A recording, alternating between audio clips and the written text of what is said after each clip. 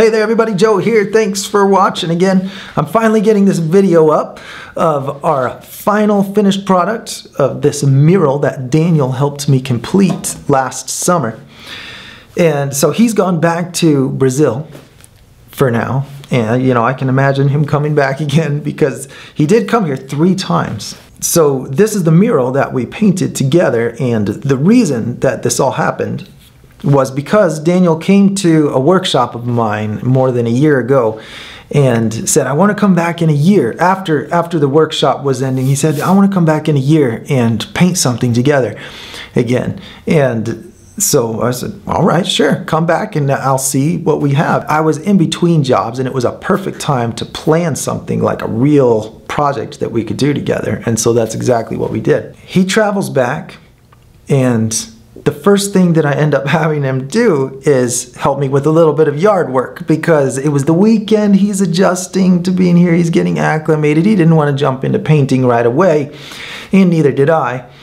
I was in a pinch for some help. I really needed some help getting some dirt from my friend's house way out of the city limits to my yard because she had this really good quality fertile soil that was piles and piles of manure that had composted for years. And so the first thing I have Daniel do, I say, hey, do you think you could help me go and shovel this manure for my yard? And he's like, sure, yeah, man, let's go there. Like he always says. He's a real motivator, Daniel. He always says, yeah, man, let's go there. That's how he said it. Not trying to imitate his accent. And looking back, I think that's not the nicest way to welcome your overseas guests as they're arriving tired. But and he definitely could have said no, but you can see I have a little bit of guilty conscience. A little bit of guilty conscience for making him do that. But hey, credit to him for being a really good friend. Thank you, Daniel. Sincerely thank you. I'm sorry that I'm a jerk for making you show on your birthday. On your birthday. I love that present, man. Yeah, honestly. So we are in idea development mode. Daniel, he was so excited about doing a mural on Route 66, the famous Route 66. That's the highway that comes through Arizona, Chicago to LA, I think is that famous stretch of the historic Route 66. So this wall faces the historic Route 66 from 4th Street, that's intersecting, and so you can see it in the footage. And so we stood back on the street corner, and Daniel, he's such a vision caster, you know, he's looking at it saying, man, if we do this mural, everybody's gonna see it. It's the perfect spot. And honestly, I had never even thought about it. I work here every day, and it was just the old brick wall outside of my space. But I'm so glad now that he had that idea. And so we got to work on a plan, and we had to just get permission, really, because this was a volunteer project. We're not asking for funds. We didn't need to. It was just for the sake of painting something and making a good video. And my church, that is the building that I'm staying in, they let me have the studio space for free, and it was the least I could do is to decorate the outside of the building. And so I thought this is a good opportunity for me to make a contribution back to this church that gives me this free space, and to our next door neighbors, the farmers market. I walk over there every day and get a snack. It's really probably saved my health a lot, having that farmers market right there. And so that's why the content of the mural is what it is. You know, for the sake of my church, the meaningfulness of new life, metamorphosis, change, and beauty, and everything that is good and happy in life, the grandfather spending time with the young boy, and the beauty of that moment, and the excitement that we have, you know, trying to capture excitement on their faces as they admire natural beauty. That was for the sake of the church here and the things that we really stand for. This, you know, these are the important things in life. But then the farmers market, you know, I thought, well, how cool would it be if they had a mural on the side of this building, the wall that we share? I think that'd be really cool if in making this mural, it actually represents them too, because it's really on their property. They've got the parking lot, and I didn't want to put something that doesn't represent them. So I took it over. I said, what if we do a big bell pepper garden, and then we have them looking, and there's a butterfly in there, just something real pretty to look at. We had a real good time talking with a lot of the employees here at the farmer's market right next door to the mural. And you might recognize that little sign up there that has my first How to Paint Clouds video. Not really a How to Paint Clouds video. So these have been our neighbors for quite some time here. And so this is Fernando. Fernando's gonna get a picture with Daniel before we take off here. I secretly modeled the old man's face after Fernando. I thought he had a good smiley face. Let's see your face real quick. See? Oh, look. A little bit like the old man. Yeah. Yeah. A little bit. And that was the reason for the content, trying to make something valuable to both properties. And I was glad that we went that route. You know, not just doing what maybe I'm allowed to do or what I can do, or not just thinking about one, you know, the one property, but just trying to be mindful of everybody that it affects, you know, I think worked out good. And that was also why I chose to make them look Mexican, because we have a large Mexican population here. And I'm not a big fan of murals that try to represent all people groups at the same time, because you lose. If you try to do everything, then you kind of lose. You kind of do nothing in the end. So I think it's better to just choose what it's about, make it about one thing. And I thought, well, I think the Mexican heritage around here is pretty cool. So I'm going to put a couple of Mexican people on this mural. So that was my intent. Even if they don't look completely Mexican, that was the intent, was that they would be Hispanic or Mexican. So we got going on our plans. We used an iPad, and that worked out well, just using digital, not iPad specifically, but just using a digital medium, because putting a grid over the top of our drawing digitally and being able to zoom in on this part and add color, test out different colors and change it, was actually a really helpful thing. But as we progressed, I moved more and more to just inventing it as we go. You know, we would discuss it. We'd say, well, what if we put this here and this here, as we built the mural out. So you kind of see us in the footage starting from the middle and working our way out.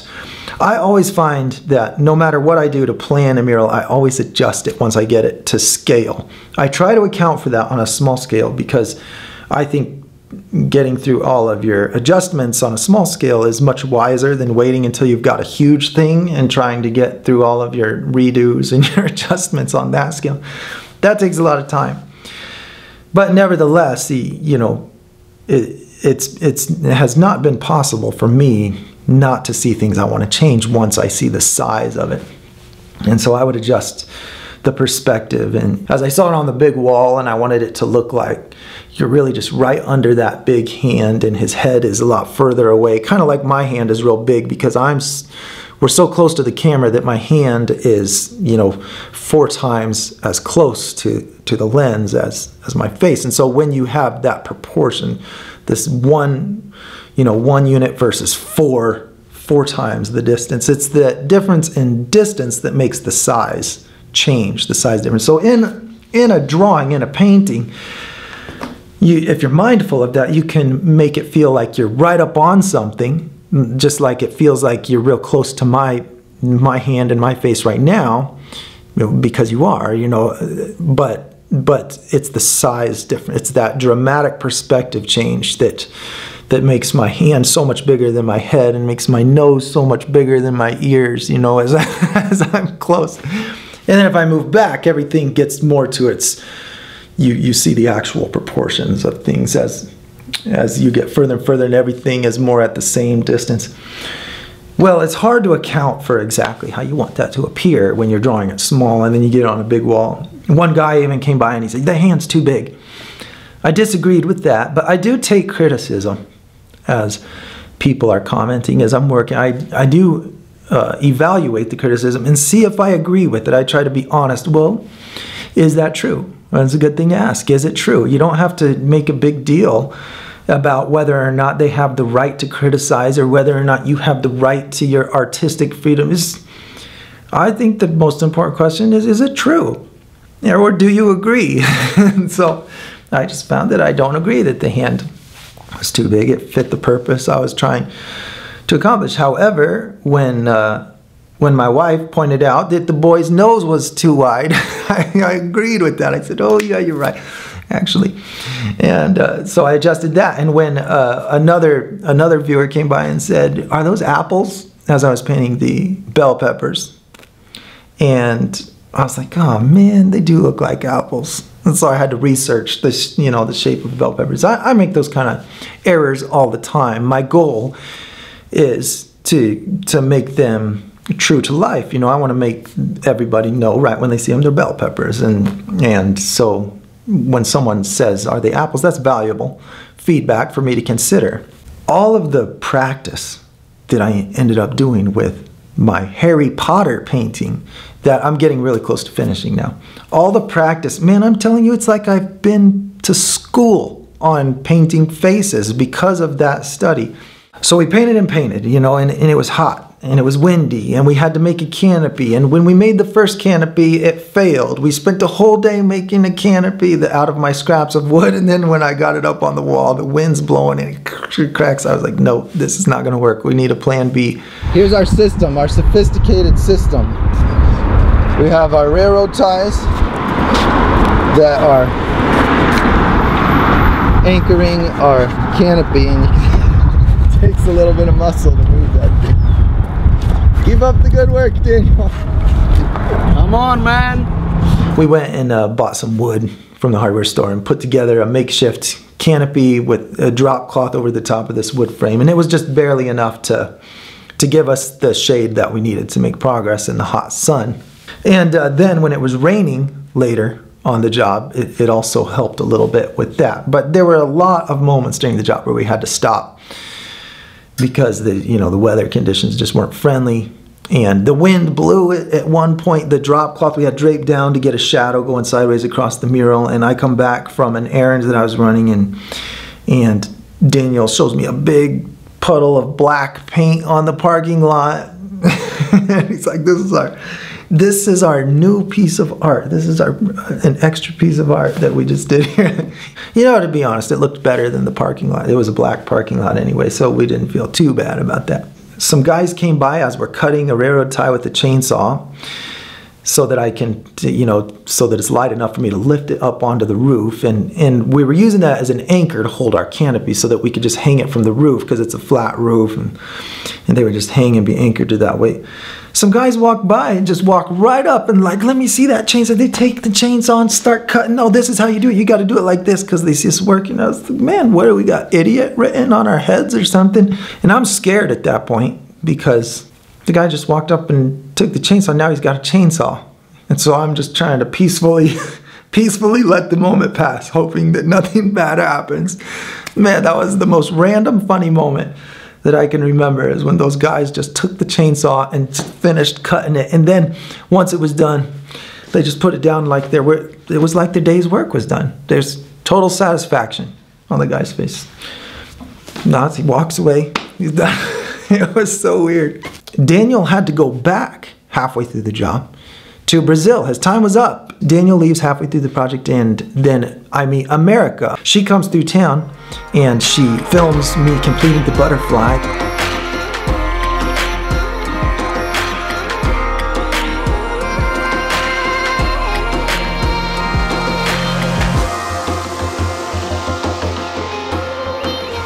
That was her video work. And what she was doing was really cool. She's going from state to state, going to all 50 states to paint a mural in each one. And so that was a pleasure meeting her and seeing what she was doing. And she helped me do a little bit when she was through town, traveling through town. So I had good company after Daniel left. And then it was time for her to go. She's on her way to other states, painting other murals. And Daniel emails after he gets back to Brazil a month later. Says, man, I can't sleep. All I can do is think about this mural. So he insisted on coming back at his own expense and And after we had said goodbye and everything, thought it was over, I thought I was in it for the long haul to finish it all by myself. But then he comes back, and I was very happy. And once again, I had an open slot of time, and we really just hunkered down and put all of our energy into finishing that mural so that Daniel could sleep, and so that, you know, we could accomplish our project together. And it got completed, and I couldn't be happier, even though I would like to continue to fine-tune the finished product. You know, I never see a mural that I'm not like, oh, it could look a little better if I adjusted this and this. But you know, you have to settle when you see that it's serving its purpose. You know, you just let it be what it is. We can't pretend like we're capable of perfection, at least not me. And so I'm very happy with the results. And Daniel did an excellent job putting all the leaves together and doing all the light and the shadow and doing all those big pink flowers. I mean, he did all kinds of stuff that we couldn't have got it done. We couldn't have got it done otherwise. Let me see.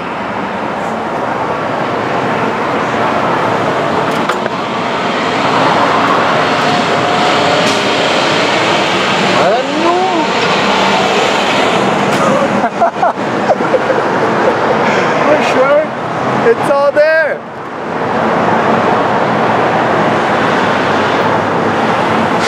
Yeah. Come on, man.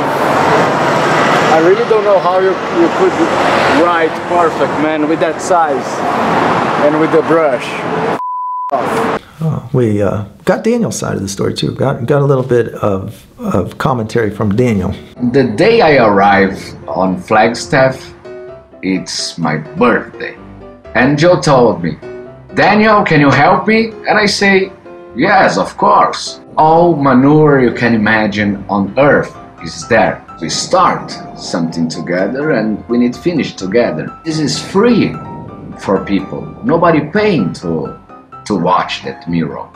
And this is why I paint. I paint for people.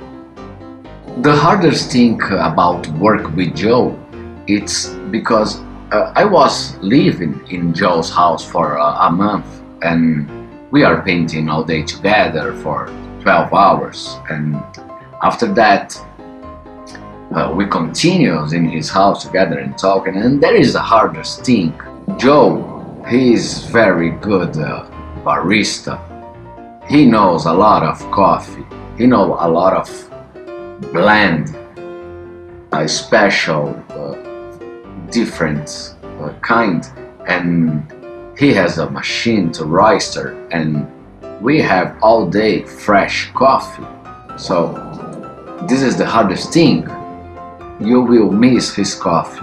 If you haven't subscribed already, please do that. I appreciate it very much. And also, if you didn't know already, I have various tutorials for sale on my website, muraljoe.com.